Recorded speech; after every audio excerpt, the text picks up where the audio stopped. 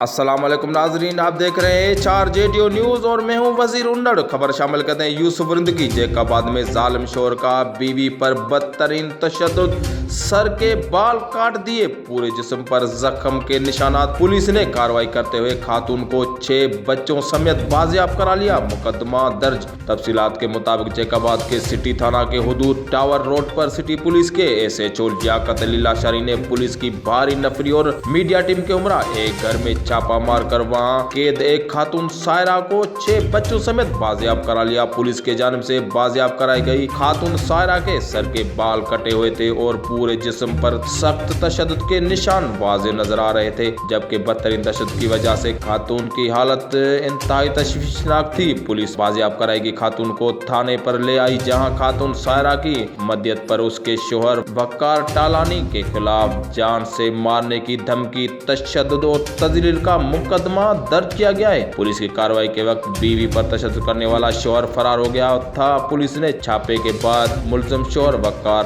ٹالانی کو گرفتار کر لیا۔ 4JDO نیوز میں فی الحال اتنا ہی۔ مزید خبروں اور اپڈیٹس کے لیے دیکھتے رہیے 4JDO نیوز۔